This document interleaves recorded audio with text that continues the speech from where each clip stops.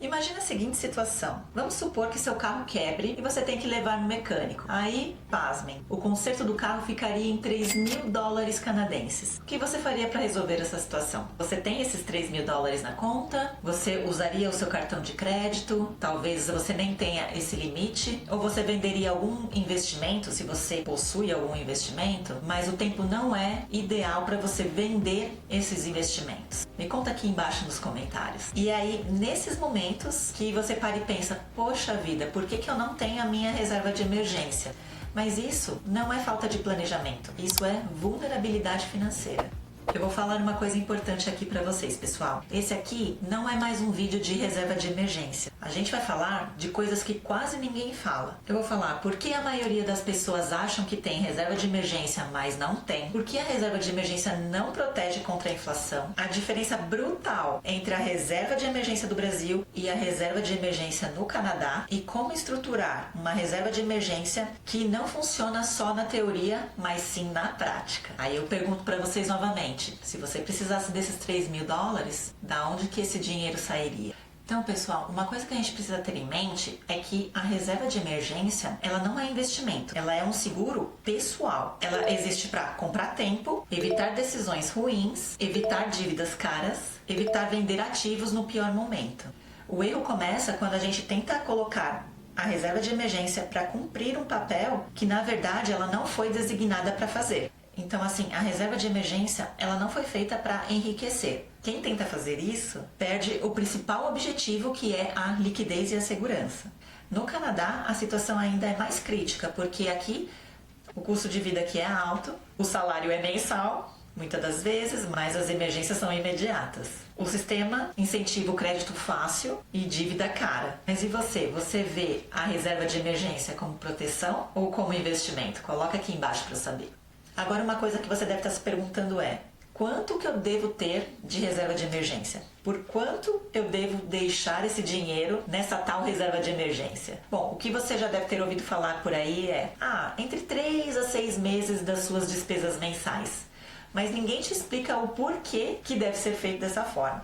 Então vamos dar um exemplo real aqui no Canadá. Um aluguel está em torno de $2.200 canadenses por mês. Alimentação, $600. Transporte, 300. Outras despesas, 400. Total, $3.500 por mês. A reserva ideal por 3 meses, então, ficaria $10.500 canadenses. E por 6 meses, $21.500. Agora uma pergunta na prática. Quantas pessoas vocês já viram, ou que você conhece, que tem esse valor disponível na conta? Agora uma comparaçãozinha rápida com o Brasil. Eu já vi muitas pessoas usando o FGTS como uma reserva de emergência. Ou pior ainda, usa o limite do cartão de crédito como plano B e confunde liquidez com segurança. Mas e você? Você se sente mais seguro financeiramente hoje ou há 2 anos atrás? Essa pergunta aqui, ela não é em vão e eu vou explicar para vocês o porquê. Agora eu quero ser bem honesta aqui com vocês. Existe uma conta chamada HISA, High Interest Savings Account, que ela dá um maior retorno com relação a Savings Account. Que bom que é assim, mas ela não cobre a inflação, ela está longe de cobrir a inflação. E tá tudo bem não cobrir a inflação. Quer dizer, tudo bem não tá, a gente gostaria, mas não é o propósito dessa conta. Ela só existe para que o nosso dinheiro disponível tenha liquidez imediata, para que a gente tenha estabilidade. E além de tudo, e principalmente a proteção do CDIC, onde eu já explico nesse vídeo aqui que eu falo do Banco Master e as proteções que a gente tem aqui no Canadá. Tá, ok, mas como que eu faço então para ter essa conta, né? O que eu faço é usar os bancos digitais que me oferecem taxas menores ou maior rentabilidade. Então, geralmente eu costumo alternar entre a EQ Bank e a Tangerine. Geralmente elas alternam quais as que traz maior retorno. Eu sempre fico de olho nas duas, mas tem várias por aí. Se vocês quiserem aproveitar o link que eu vou deixar aqui na descrição, todas elas dão um desconto na abertura da conta. Então você já vai começar a fazer a sua reserva de emergência aí com uma vantagem. Nós também temos a opção do GIC, que é bem parecido com o nosso CDB do Brasil. Mas a grande diferença é que no Brasil a gente ainda tem uns CDBs de liquidez imediata, então a gente consegue usar como uma reserva de emergência. No GIC, até aonde eu sei, não tem nenhum que tenha liquidez imediata. O que eu quero dizer com isso é que tem GIC que você não consegue resgatar antes do prazo. Então você tem que deixar seu dinheiro preso lá com o banco até a data de vencimento, assim como os CDBs no Brasil. Então talvez muitas pessoas consideram isso, os GICs, como reserva de emergência, porque no final do período você vai receber o valor prometido, mas se você quiser resgatar antecipadamente você não consegue. Ou se você tentar resgatar, você vai ter penalidades com relação a isso. Então talvez o GIC funcione como uma reserva de emergência com menos liquidez do que uma High Interest Savings Account. Agora vamos falar de um assunto polêmico aqui. Quando eu falei que as contas digitais ela não cobre nem a inflação, eu estava me referindo à inflação média que o governo divulga. Mas na verdade a gente sabe que a inflação ela é sentida diferente para cada um de nós. Se você for pegar o aluguel, transporte, comida, a gente bem sabe que o preço de 1 ano, 2 anos, comparada com agora, ela é bem maior do que esse índice de inflação que o governo mostra pra gente, o que faz as coisas ficarem ainda mais complicadas. Então, quando alguém diz a reserva perde para a inflação? Sim, ela perde. Tanto para aquela taxa que o governo divulga para a gente acha que é a inflação de verdade, e quanto à inflação que a gente sente no nosso próprio bolso. Mas ainda assim, ela continua essencial, porque a função da reserva de emergência não é ganhar da inflação, é evitar um colapso financeiro. Então, se fôssemos fazer um comparativo assim bem rápido, o que a gente teria? No Brasil, a gente tem o CDB de liquidez diária, Fundo Garantidor de Crédito para proteger em caso de quebra de banco ou de corretora. Os juros são altíssimos, muito bons, mas a inflação também é alta. Agora, aqui no Canadá, a gente tem o HISA, a proteção caso o banco venha a falir, que é o CDIC, com os juros bem mais baixos e o custo um pouco mais previsível, assim, na teoria, né?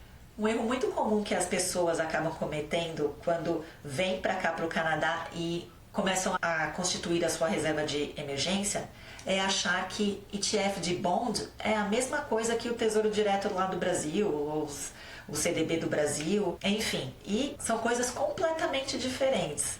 E isso é um erro grave, e eu já cometi esse erro também comprando um ETF de bond e acabei perdendo um dinheiro, mas eu coloquei um valor mínimo lá, só para ver como que seria o processo ali. No Brasil, a gente sabe que o Tesouro Direto, atrelado à taxa Selic, ela tem liquidez imediata e a gente consegue resgatar assim que a gente precisa desse dinheiro. Aqui no Canadá, o nome é parecido, mas ele não é CDB, ele não é GIC, ele não é reserva. Primeiro que assim, o ETF de bond, ele oscila constantemente, ele está fazendo marcação a mercado.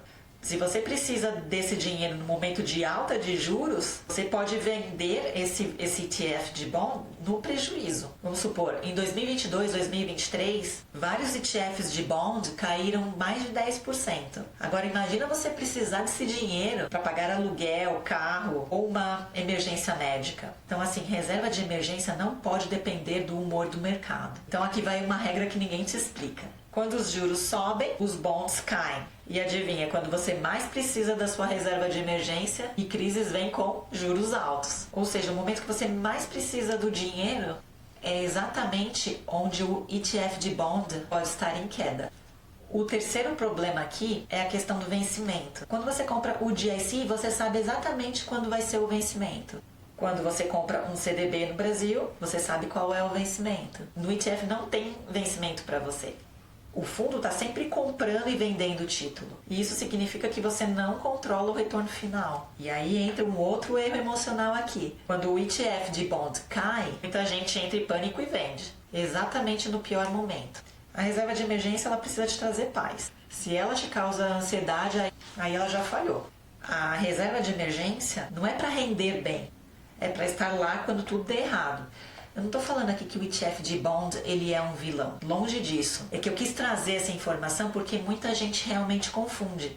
E muitas vezes o ETF ele é usado do jeito errado. Ele faz mais sentido só para equilibrar a carteira, reduzir a volatilidade das ações. Ele é legal de médio e longo prazo também, mas não é para emergência. Agora uma pergunta que eu quero saber de você. Você também achava que o ETF de bond era igual o nosso Tesouro Direto lá do Brasil? Ou você já comprou um ETF de bond achando que era reserva de emergência? Comenta aqui embaixo. Eu já cometi esse erro ou não? Eu já tô aprendendo só agora.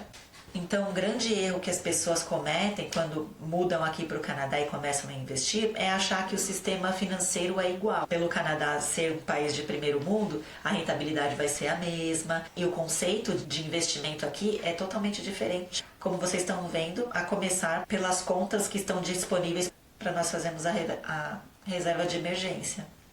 Uma coisa que eu queria só comentar, não é muito o foco da proposta desse vídeo de hoje, mas é que eu mesma tive que mudar a minha perspectiva sobre investimentos, porque no Brasil eu entendia que eu sendo uma pessoa conservadora, eu teria que investir em tesouro direto, CDB, enfim. E aqui o meu investimento está muito mais alocado em ações, porque aqui a gente tem empresas estáveis, bancos estáveis, que a gente consegue um retorno muito maior sem muita volatilidade do mercado. Então, é uma coisa que também vocês precisam parar um pouquinho para pensar e realmente mudar a forma como vocês enxergam o sistema financeiro aqui no Canadá. E só um lembrete aqui, pessoal, para quem não assistiu ainda esse vídeo aqui onde eu falo sobre investir com mais de 35 anos, eu falo de uma forma mais abrangente como você deve se preparar para, antes de constituir a sua reserva de emergência, quitar todas as suas dívidas, principalmente aquelas do cartão de crédito. Então não deixem de assistir esse vídeo aqui. Bom, se você entendeu esse vídeo, você entendeu o que muita gente só entende quando passa pela situação que eu falei lá no início do vídeo, ou seja, pela dor. Então assim, pessoal, a reserva de emergência, ela não é emocionante, ela não é glamurosa, eu entendo perfeitamente, e às vezes é até chato ter que ficar lá colocando o seu dinheiro todo mês e não ver esse valor crescer de forma significativa. Mas ela é extremamente libertadora. Então, pessoal, não se esqueça, usa meus links aqui embaixo para você já ganhar um descontinho aí. Todo o desconto já faz uma grande diferença, né? Espero que esse vídeo tenha ajudado, que tenha agregado alguma coisa aí, alguma informação que talvez você não soubesse. E dá um like, compartilha para quem você acha que precisa fazer a reserva de emergência. E me sigam nas redes sociais, eu estou no Instagram também e no TikTok. Até o próximo vídeo. Tchau, tchau!